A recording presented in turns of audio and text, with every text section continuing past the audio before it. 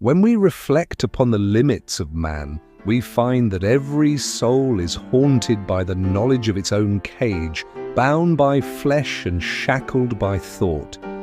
Within this species dwells a desperate yearning to transcend these borders. Yet one must ask, is this a thirst for pure knowledge or a hunger for absolute power? A wall is enough to defy our vision, to humble our senses, and often we do not even require the wall. We possess an insatiable need to strip the veil from the hidden, to trace the ancestry of every event. But such desire demands a steep toll.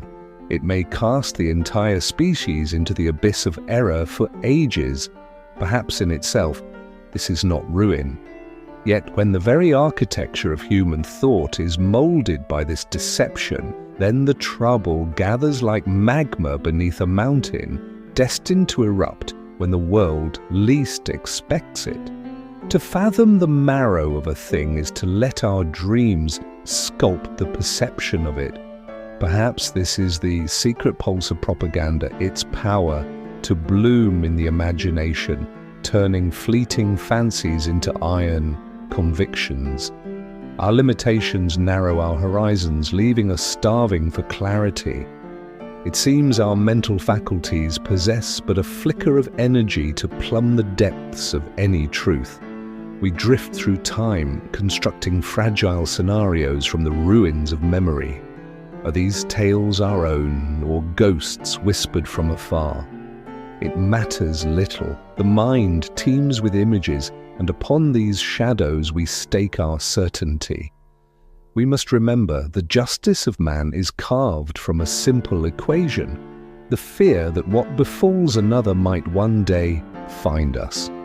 For in our 500,000 years, vengeance is a modern vanity.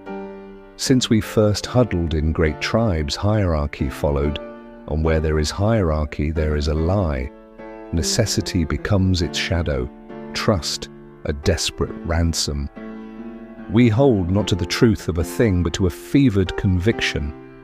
Philosophers have paced the centuries in search of the perfect constitution, yet humanity remains restless, unanchored, unsafe. Why? Because man cannot bear to see himself as he is. We carve out ideal models and demand the world obey, assuming the infinite complexity of the species can be folded into our designs. And so, we return to the core. Our inability to see behind the curtain compels us to place our lives in the hands of others. Even to possess a sliver of truth is not enough. One must force the world to believe it. We have forged history as a tool to bridge this chasm, though it remains a fragile bridge, a collection of shards, a scattering of dust that leaves the heart unsatisfied. History cannot master time, just as philosophy cannot command the absolute. We doubt our own eyes, yet we turn to a stranger, to one who does not know that we are witnessing their witness, and we ask, what happened? The answer matters less than the act of asking. It is a primal hunger. For me, the world is but a mystery to be explored, and I but a voyager within it. Yet even at the threshold, I feel the weight of my finiteness. Like the hero of old, I seek the sage in a distant land, asking the way to immortality. Yet I must art the path from the very people who know no more than I. My friends, the greatest barrier to our transcendence is our own pride. We stumble because we pretend to see. Even the greatest discovery, if met with silence, is but a hollow echo. We are trapped by the very methods we devised to be free. We admire the coward who writes himself a hero's tale, and if we are lucky, we stumble upon the buried scrolls of the outcast, the one who saw the king's shadow and knew it for what it was.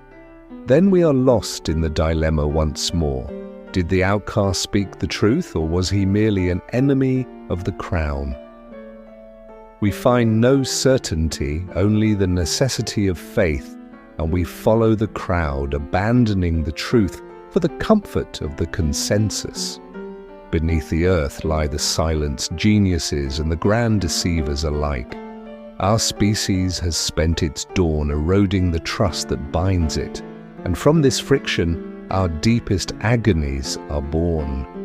Our rare exits from this cage are paid for by the individual, who is eventually crushed by the weight of the collective. We possess a mind that burns with brilliance, but lacks the stamina for the long gaze. We are creatures of biological and epigenetic tides, dancing to a rhythm that is not our own. What remains? To think 1,000 times before we speak, to revisit the silence of our own words and find the missing pieces.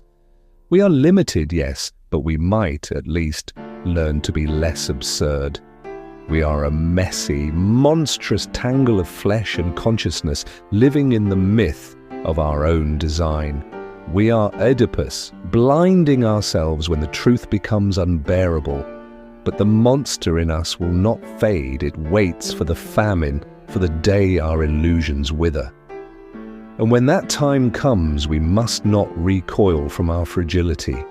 We must embrace our end, not as an enemy, but as a path. We need not suffer, we need only to know. We must cultivate the will to believe in the truth of our own finite breath.